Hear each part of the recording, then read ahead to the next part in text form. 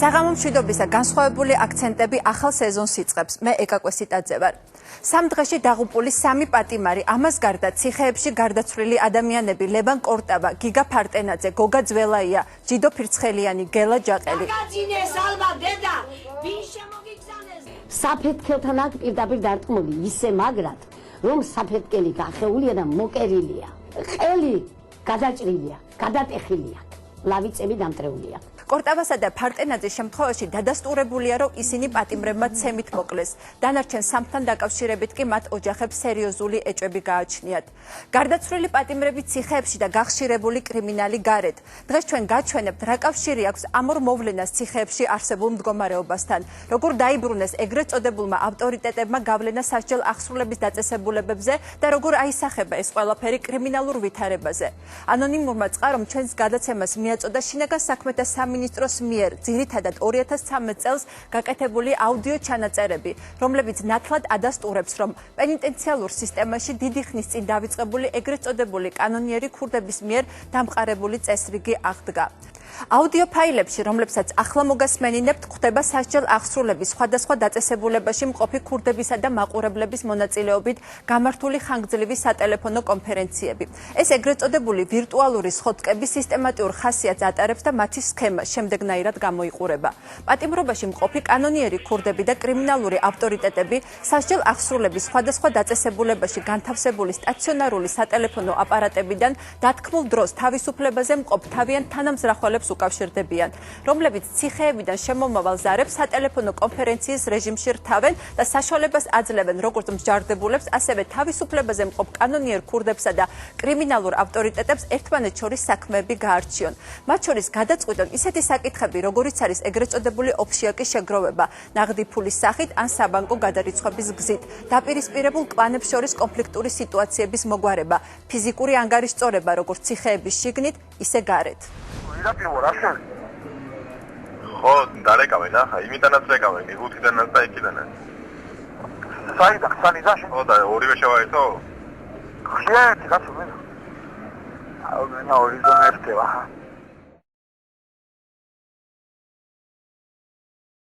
მომისმინე, დიდი ხანია მე შენთან მინდა დალაპარაკება. ძალიან დიდი ხანია. შენთან მაგ აი რიად შეკითხები, სიმონ. просто სიმონ მისწინებს ყველაფერს. თხოვეთ მე სპორტსმენმა, ერთ-ერთმა სპორტსმენმა თხოვა სიმონ რა.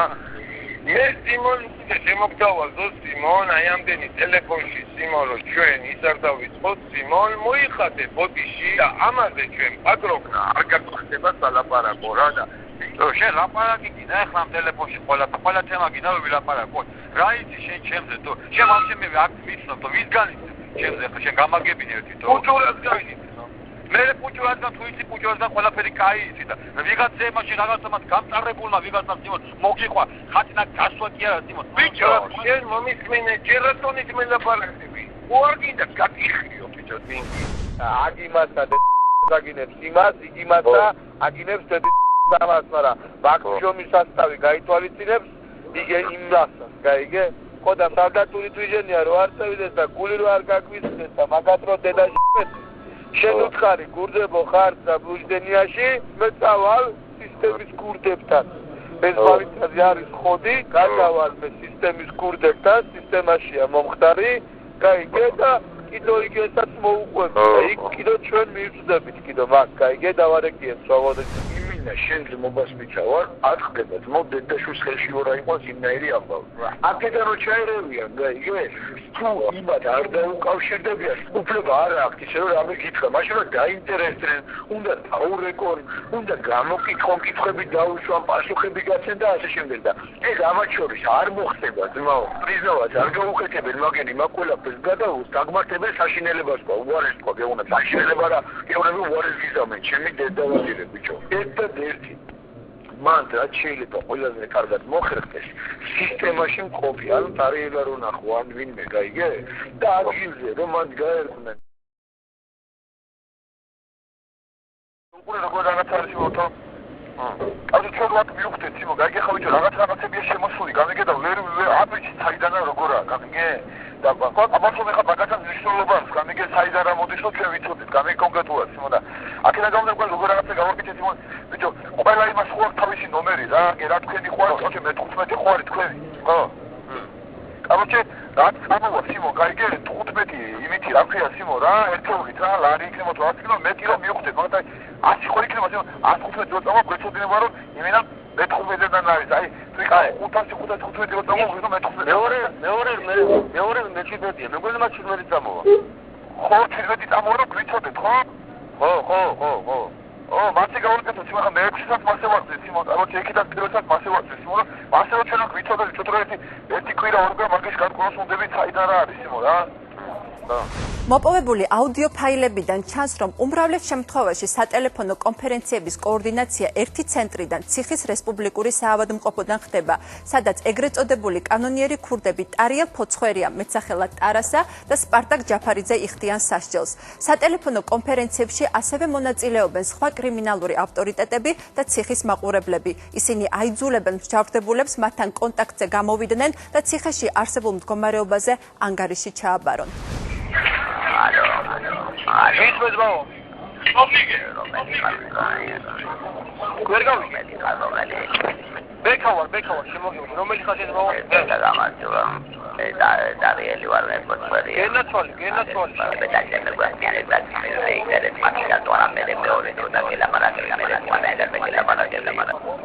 შემოგიყვი, თუ აბარა. ბექა. ხო. მე ხოლმე უზოვიდი. ეკა მომიშვილო უზოვიდი, მაგრამ დიდი პარტნიორი რა შეთავაზა აგებული. გამიგე, დაშლა გავუძე, რა გაიგე, ისე უნდა თქვა რა თქვა. რა. ეს როგორ შემოიხმიანი აქეთე. რა ყარ მოგა. მე გეუბნები შეიძლება გენება. გამიგე? შეიძლება გენება რა. ოდა რა შემოხმიანი მოგა აქეთე ყველა. ისე შემოსახელები სისტემატური რა გაგადიან გაიგე. ოისული განაგაკეთე კურები თქო გაიგე. რა გვაცხადე? ბიზნესში თქო. რომელი ხარ? 66-იანი. შენ ახლა ხომ ხარ რა? კი, ადრე ვარ მე. ის ნაცნობი ადრეცა ვარ, კაცო რუსთავში. მე შედამოცილო მithmetes ამხელა ტექნიკა, გამიგე, ცოტა ნაყოფი ხარ. შენ მაინც ბაბანაში ამოსული ხო აქ ბიჭო? ოისული კუდიაგერა, კუდიაგერა და აკваრი ჩქარშუანი, განაგებია. ეს უნდა იმებოდა უნდა შემოეხმიანოს და უნდა იქონიოს. კი, აუცილებლად. ალო, გაუმარჯო ჩემი ძმა. გაუმარჯო. და მე ჭია ვარ, რატო ხარ? ხო, ჭიმა. უყური ახლა რა ხდება სიმონ, ორი სიტყვით აგიხსნი, გამიგე? ხო. ახლა იქანე შენ რო თქვი და შენზე არის, გამიგე, ბოლოს სიტყვა მაგი კი გვესმის, ჩვენ და კი ვიცით, მაგრამ ჩვენ ის გვინდოდა სიმონ და მეთქი გიორგას დაურეკოთ მეთქი, კავეშ და ზმაკაცურად რომ ახლა გვინდოდა იმისი რომ აი ეს 19 წელია ხვაზე ხან კვლელობაზე სიმონ და სახელზე ფიქრობს და ყველანაირად დაგიდგება გვერდში. просто მაგის საშუალება თუ იქნებოდა იმ თბილისელ ბიჭთან ერთად ბექასო დაგვეყენებინა გვერდში, გამიგე? ჩისტა და ორივე ერთად შეუბერავდნენ ლამაზად, რა. სატელეფონო ჩანაწერებიდან ასევე ირკვევა, რომ სასჯელ აღსრულების დაწესებულებებში ჩვეულებრივ მოვლენას წარმოადგენს მობილური ტელეფონებით უკანონო სარგებლობა და რომ პატიმრებსა და ადმინისტრაციას შორის არაკანონიერი გარიგებები ხდება. ბიჭო. გაიგე? როგორ თუ? და მე რამე აკიდეს წლები და რამ თუ არა? არა, ეგრე არა. ჯიგრულად ხდება. ხო, ასო. მე ვარ შეფდება. მიკრო, ხუდამე ძველი აპარატი ხორდია ლევაშე, ტელეფონი. არა. შეიძლება აპარატი გადაუტანო უფროს და დავამტრიო და ახალ ჩალით. რატო? აიგე და. გაიგე. მე უნდა დავამტრიო და დავტრეული გადაუტანო რა. დაფუჭებული თუ იყოს პრობლემა არა, ხო? იასია, მაგრამ და მე როგორ შემოვიდა? მიუხედავად იმისა, რომ ის მოიტანა. მიუხედავად იმისა, რომ ეს ჩანაწერები 2013 წელს სოზარ სუბარის სასჯელ აღსრულების მინისტრობის დროინდელია, სუბარი მაშინ კატეგორიულად უარყოფდა ციხეებში კრიმინალური ავტორიტეტების გავლენის დაბრუნებას და ეგრეთ წოდებული მაყურებლების ინსტიტუტის გაძლიერებას. ამ თემაზე არც სახალხო დამცველის უჩა ნანუაშვილის პრეტენზიებს იზიარებდა და ამტკიცებდა, რომ ნანუაშვილიც ნაციონალური მოძრაობის გავლენის ქვეშ იყო მოქცეული. იმდენარე წელს შეინიშნებოდა, რომ ეს ინსტიტუტი უფრო მეტად გაძლიერდა და ამისი კონკრეტული ფაქტები არსებობს.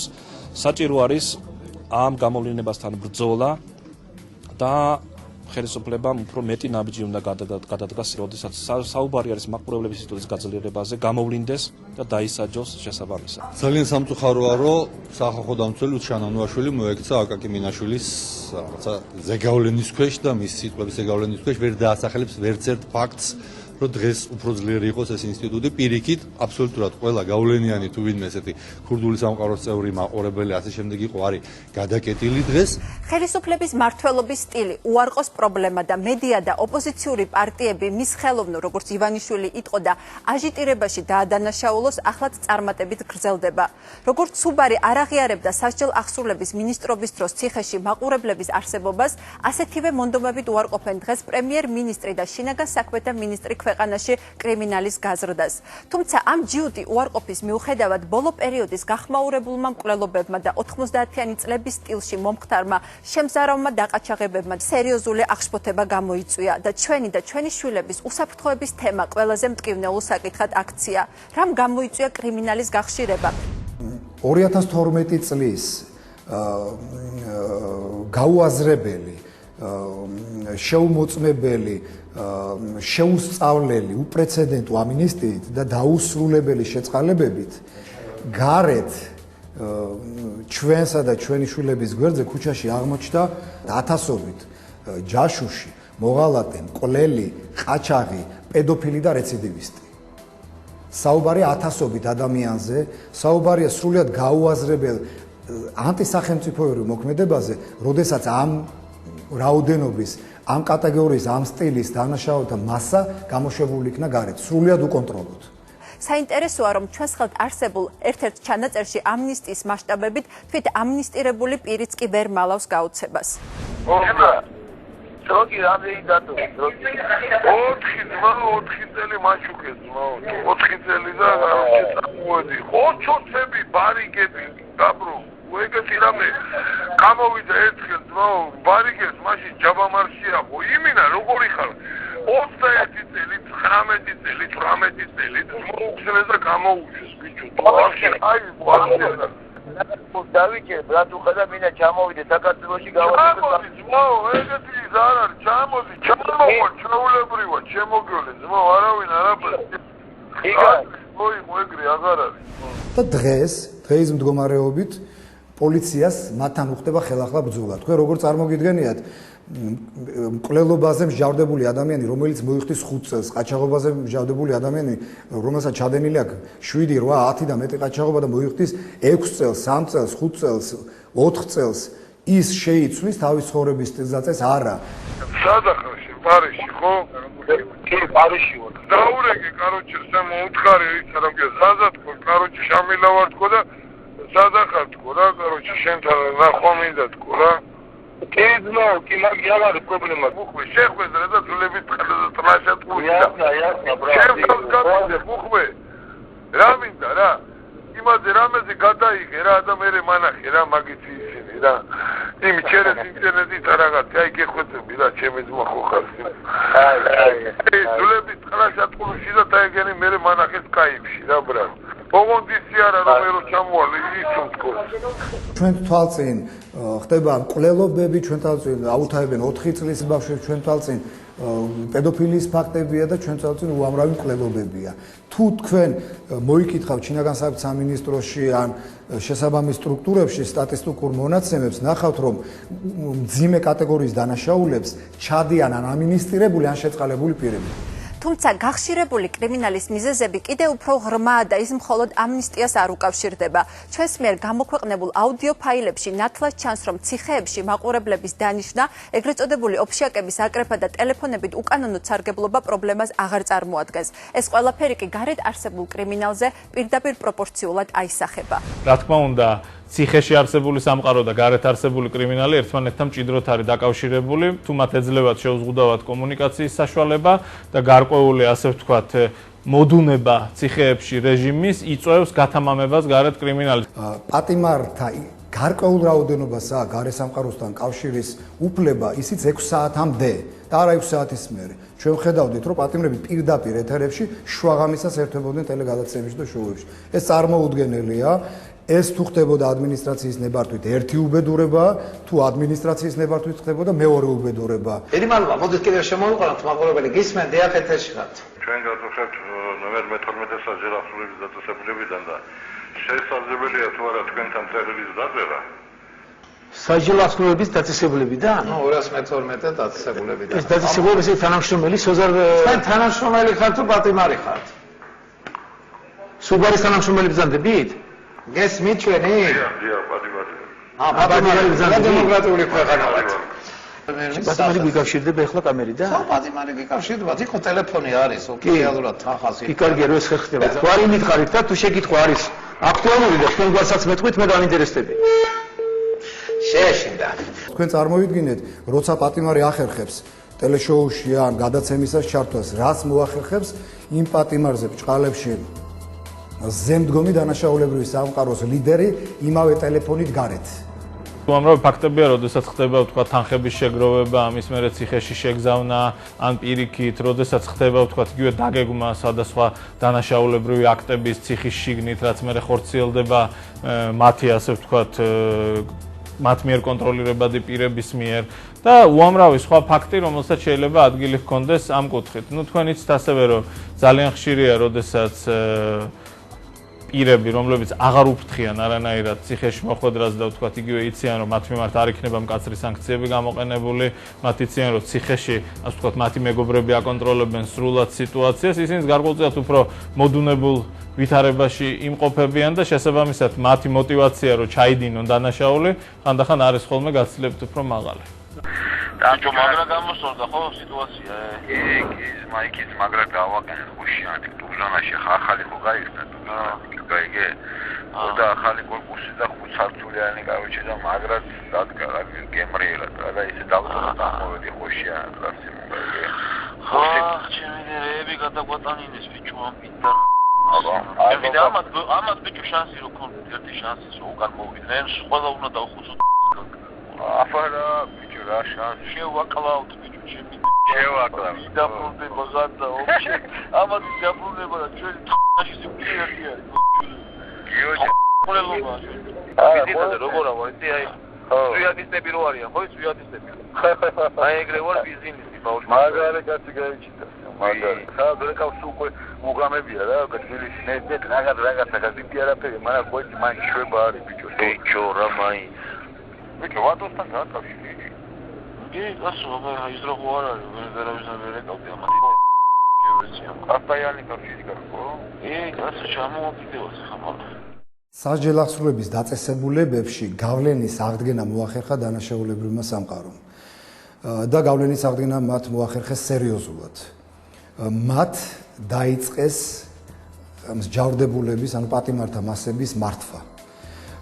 და ხშირ შემთხვევაში ადმინისტრაციის ფუნქციები ბჭყალებში ითურთეს მათ. ანუ ადმინისტრაციის ფუნქციები ხშირ შემთხვევაში ბჭყალებში ჩაანაცვლა დანაშაულებრივმა სამყაროს ლიდერებმა, რომლებიც თავის მხრივ იმართებოდნენ და იმართებიან საქართველოს ფარგლებს გარედან, ასევე დანაშაულებრივი სამყაროს ლიდერების მიერ, რომელიც საქართველოში შემოსვლას ვერ ბედავენ და ვერ ახერხებენ. ახსოვთ თქვენ პატიმრების მიერ შიმშილობები და პროტესტებით გადაყენებული და მოხსნილი არა მარტო უბრალოდ თანამშრომლები, დირექტორებიც კი გარკვეული დაწესებულების. ეს კატასტროფა, ეს მიუღებელი იყო სრულიად. არავინ არ იფიქროს და არავის არ ეგონოს, რომ მასიური შიმშილობები, როცა შიმშილობს 100, 500, 800 და 900 ადამიანი, ეს ორგანიზებული ან მართული არ იყოს.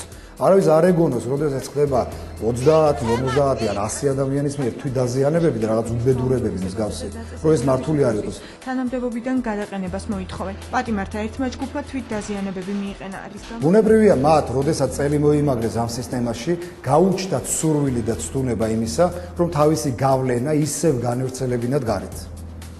ისევ გადაეტანათ გარეთ, როგორც ეს ხდებოდა 90-იან წლებში, როგორც ეს ხდებოდა 2000-იან წლების დასაწყისში. გახსოვთ რომ არათუ დანაშაულებრივ პროცესებს ლამის სახელმწიფო პოლიტიკაში ერეოდა დანაშაულებრივი სამყარო ციხიდან. როგორ უპასუხებს ხელისუფლება და საკუთრივ სასჯელ აღსრულების ახალი მინისტრი იმ მტკიცებულებებს, რომელიც ჩვენ დღეს გამოვაქვეყნეთ და როგორ ახსნის ის კრიმინალური ავტორიტეტების გავლენის დაბრუნება სასჯელ აღსრულების დაწესებულებებში. წესით მინისტრი გიორგი მღებრიშვილი ახლა ამ სტუდიაში ჩვენს მიერ დასმულ კითხვებს უნდა პასუხობდეს, მაგრამ მან გადაცემაში მონაწილეობაზე უარი ისე გითხრა, რომ მიზეზიც არ დაუსახელებია. მღებრიშვილმა სოზარ სუბარი სასჯელ აღსრულების მინისტრის პოსტზე ივნისში შეცვალა. საკომიტეტო მოსმენაზე მას ქართული ოცნების მიერ დასმულ კითხვებზეც გაუჭირდა პასუხის გაცემა. უხაროთ მე მაქვს მოწოდებული მასმედიის საშუალებით, რამე თუ მე არ მეძლევა უბრალოდ ჯერ არ მივსულ ვარ სამინისტროში და არ გავცნობი ვარ. რაც შეეხება მაყურებლის ინსტიტუტს, ასევე მინდა გითხრათ, რომ მეც ძალიან მაინტერესებს ეს ადამიანები, საერთოდ არსებობენ თუ არა. უფრო მოგვიანებით კი კვირის პალიტრასთან ინტერვიუში ის თავისი წინამორბედის მსგავსად ამტკიცებდა, რომ ციხეებში მაყურებლები არ არიან. ზონებში მაყურებლები არ არიან. სისტემის მართვაში კრიმინალების დახმარება არ მჭირდება. შესაძლოა ციხეში რომელიმე მჯავრდებულმა სადოსხებზე გავლენის მოპოვება, მაგრამ ამას ადმინისტრაცია არ წაახალისებს. ჩემი მინისტრობის პერიოდში სისტემა იქნება მკაცრი, მაგრამ სამართლიანი. მე რასაც უყურებ ამჟამინდელი ადმინისტრაცია არათუ იმეორებს, არამედ გაცილებით უფრო დიდ ჩიხში შედის, იქიდან გამომდინარე, რომ კატეგორიულად უარყოფს დღეს პენდენციურ სისტემაში არსებულ რაიმე პრობლემას, მუდმივად ხდება წარსულში დაშვებული შეცდომების მოხსენება. ეს სავსებით გასაგებია, თუმცა ის, რომ დღეს მათ აქვს შეხება უამრავ პრობლემასთან, ჯობია აღიარონ და იზრუნონ იმაზე, რომ ეს პრობლემა მოაგვარონ. იმის გათვალისწინებით, რომ მათ დღეს გაცილებით უფრო ნაკრებ ჯავრდებულთან აქვს ურთიერთობა, ეს არის დაახლოებით 40% პატიმრების იმ რაოდენობისა, რასთანაც შეხება ჰქონდა თქვა წინა ადმინისტრაციას, შესაბამისად მათ აქვს უამრავი ბერკეტი და საკმარისია მათ გამოავლინონ კონკრეტული ნება და სცადონ, რომ ეს სისტემა გადაიყვანონ ნორმალური მართვის რელსებზე. რა თქმა უნდა, იქნება კონკრეტული რისკებიც და პრობლემებიც, თუმცა საბოლოო ჯამში ისინი მიაღწევენ გაცილებით უკეთეს შედეგს, ვიდრე ეს არის დღეს. და თვალის დახუჭვა პრობლემებზე და სხვადასხვა მაღალფარდოვანი ფრაზებით საუბარი მედიასთან, რომ მათ რაღაც 22 საუკუნის ციხე ააშენეს სულ რამდენიმე თვეში და პატიმრებს ხიზილავას აჭმევენ, ეს ცალკე თემაა, თუმცა ამას რამდენად იზიარებს თქვა საზოგადოება მეორე. კიდე ერთ ფაქტს გავუსვავ ხას, ძალიან ბევრი პატიმარი, რომელიც არც თუ ისე დიდი ხნის წინ გათავისუფლდა და სასჯელ აღსრულების დაწესებულებიდან, მე და ჩემი მეგობრებს რამდენიმე მათგანთან მქონდა საუბარი, ისინი ძალიან კარგად აღწერენ იქ არსებულ ვითარებას და მათი აღწერილობა აბსოლუტურად განსხვავებულია იმისგან, რასაც ჩვენ დღეს გვაწვდის მაგალითად ხელისუფლება ციხეებში არსებული ვითარების შესახებ. აღიარებს თუ არა ხელისუფლება კრიმინალური ავტორიტეტების გავლენის დაბრუნებას ციხეში ჩვენს მიერ მოპოვებული აუდიო ფაილების გამოქვეყნების შემდეგ. აღიარებს თუ არა რომ ციხეში არსებული სიტუაცია პირდაპირ გავლენას ახდენს კრიმინალის გახშირებაზე და თუ აღიარებს როგორ აპირებს ის ამ პრობლემებთან გამკლავებას. ჩვენ კვლავ დაველოდებით სასჯელ აღსრულების სამინისტროსა და ხელისუფლების მაღალჩინოსნების პასუხს ჩვენს მიერ დასმულ უმწვავეს კითხვებზე, რომლებიც ჯერჯერობით პასუხგაუცემელია. და ბოლოს ჩვენს მიერ მოპოვებული ჩანაწერებიდან ისეთი წარმოუდგენელი ამბავიც ირკვევა, როგორიცაა პატიმრის მიერ მეგობარი ქალის შეყვანა სასჯელ აღსრულების დაწესებულების უფროსის კაბინეტში. პატიმრისა და მისი მეგობარი ქალის ვინაობას შეგნებულად არ ვასახელებ. ამ ჩანაწერში ისიც კარგად ჩანს, რომ ნარკოტიკული საშუალებების მოხმარება ჩვეული პრაქტიკაა ციხეებში.